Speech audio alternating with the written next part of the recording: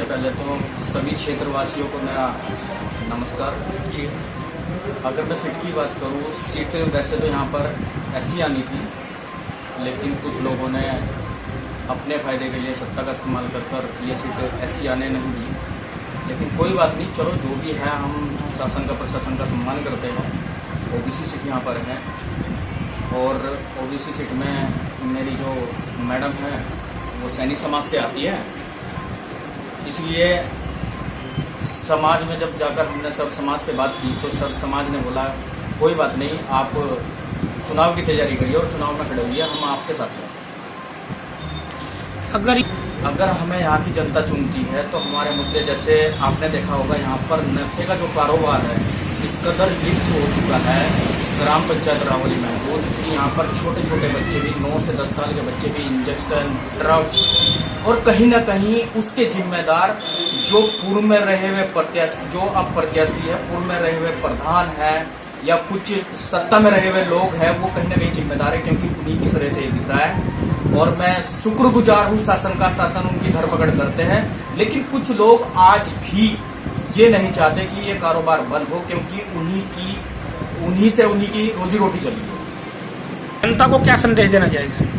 जनता को ये संदेश देना चाहेंगे कि यहाँ पर प्रत्याशी पहले भी आए और प्रधान पहले भी रह चुके हैं और वो प्रधान आज भी है।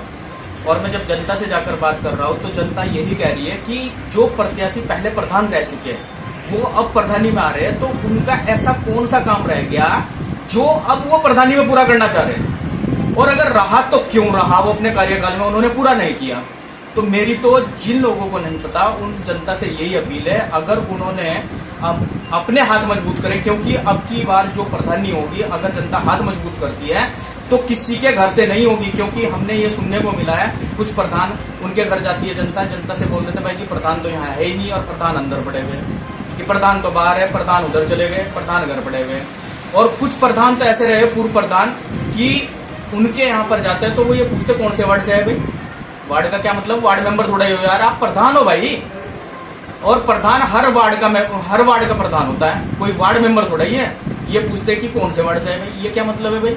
तो मेरा कहने का मतलब ये है, अगर जनता हमें चुनकर लाती है, अपने हाथ मजबूत करती है, तो जो काम होगा हमारे घर से नहीं होगा, वो पंचायती घर से होगा।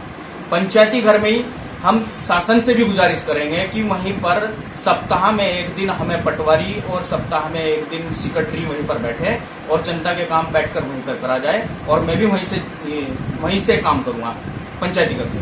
ग्राम प्रधान के द्वारा देखो जी, काम की तो ऐसी बात है, एक शिव मंदिर के बराबर में, जैसे हम गेट से एंट्री करते हैं, शिव मंदिर के बराबर में वहाँ पर पंचायती घर बना हुआ है। उस पंचायती घर को मैंने पीछे भी उसका मुद्दा उठाया था, वहाँ पर हम गए थे। उसकी जो छत है वो भी जर्जर हुई पड़ी, और अगर आप नीचे देखेंगे आज तक उसमें फर्श ही नहीं हुआ। वो कभी 10-15 साल पुराना बना हुआ है, ना तो उन्होंने देखा जिन्होंने बनाया, और ना अब के जो प्रधान रहे, पूर्व प्रधान हो चुके, ना उन्होंने उस पर ध्यान दिया। अगर मैं बात करूं, अगर उस बारात घर में बात करूं, तो पशु भी नहीं बैठना पसंद करते हैं। रात को वहां पर जो बच्चे हैं वो नशे, कहीं वहां पर इंजेक्शन मिलते हैं, कहीं वहां पर क्या बोलते हैं दारू के भोगे मिलते हैं, मतलब नशा करते हैं वहां पर बैठकर। अगर उसे बारात घर कहेंगे तो फिर पशु का घर किसे कहेंगे, क्योंकि वहां पर पशु भी बैठना पसंद नहीं करता। और अगर उसे ये जितने भी ग्राम प्रधान रहे, अगर उसे बारात घर मानते हैं, तो मैं ये कहता हूँ अपनी एक बारात टिका कर देखो, वहां पर उन्हें पता चल जाएगा बारात घर है क्या है। सबसे पहले ग्राम पंचायत को मेरी नमस्ते जी। मैं ग्राम पंचायत के लिए, जैसे कि यहाँ पे जी जी किसी भी मतलब कि स्कूल नहीं है यहाँ पे, जी जी इंटर तक हैदराबाद में है, बच्चे जाते हैं, दूर पढ़ते हैं लड़कियों के लिए। जी मैं यहाँ पे एक स्कूल खोलना चाहती हूँ। जी जी जी।